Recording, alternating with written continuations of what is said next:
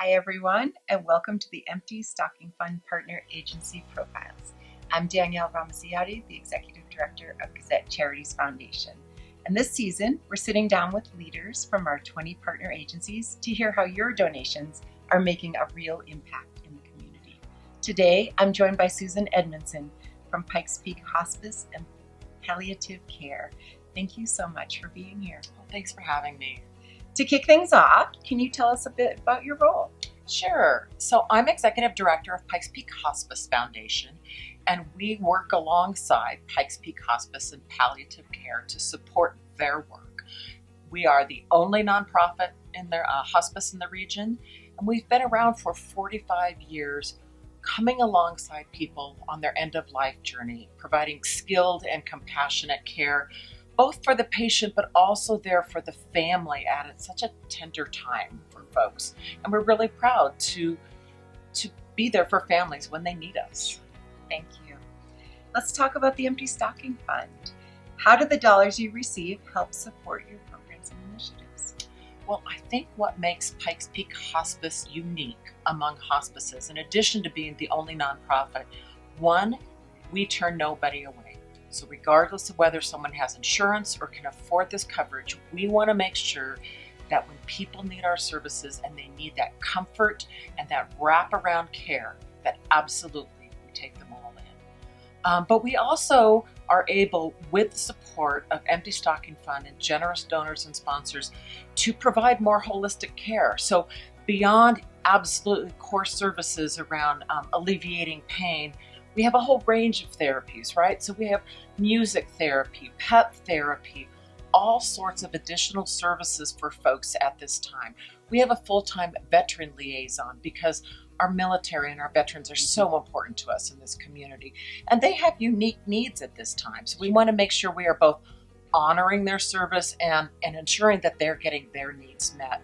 So it really is this full range of things, including sometimes financial aid. You know, when you and your family are going through a time like this, and then, I don't know, your refrigerator breaks or you got to pay that utility bill, that is the last thing you need to be stressing about, right? So we want to make sure that when those emergency needs arise, that we can help out so people can just focus on caring for their loved ones and honoring this time.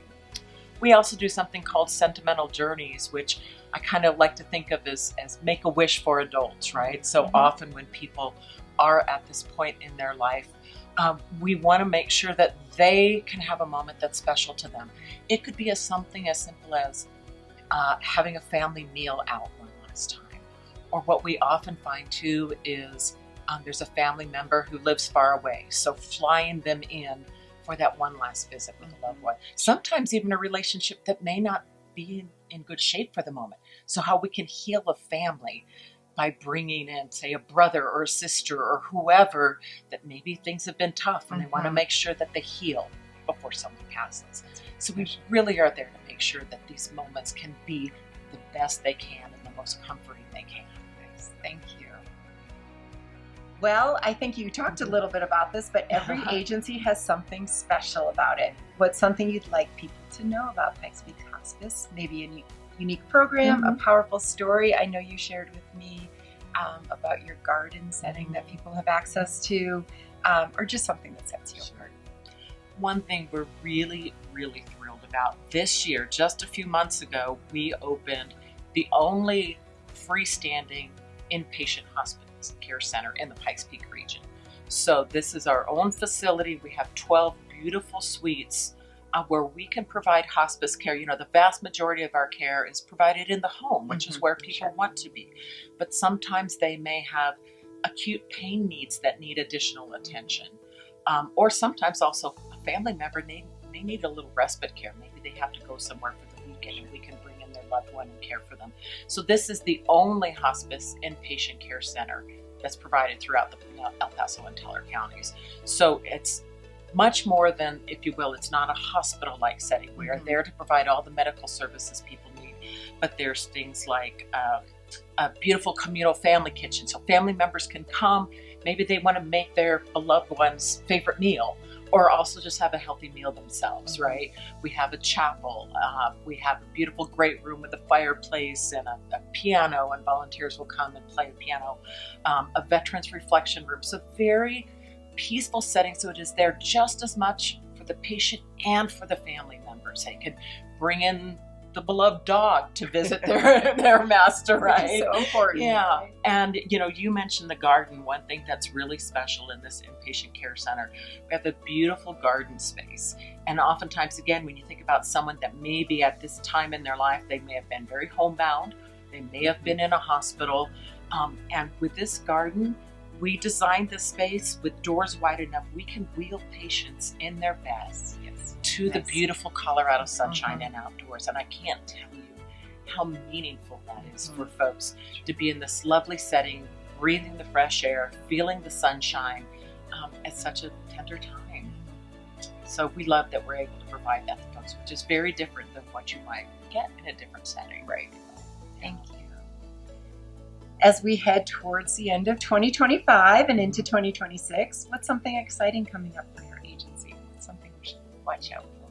So I think as we look to the future, as I mentioned with the inpatient care center, so we are continuing to refine our services there, as that's really just a couple months new. But we also know we're an aging population in Colorado Springs, or really throughout the country, right? So we're seeing growth in our services. Our services grew by about 20%. We serve about 20% more people than the previous year. So we are there. Of course, we serve people of all ages, but often that does tend to be people in their older years, right? So we know we're going to continue to see that growth of people who need these kinds of services. We want to make sure that when they need us, we are there for them. So we're really paying attention to the aging population in El Paso and Teller counties so that we can be poised for whoever needs our services. Thank you. Thank you for sharing. The work that you and your team do every day is tough work, but really important work. So thank you. I would say our nurses are just spectacular people, the way they surround our patients with love and care. If you want to support agencies like Pikes Peak Hospice, you can donate to the Empty Stocking Fund at emptystockingfundco.org. Every dollar stays local and helps make stories like this possible.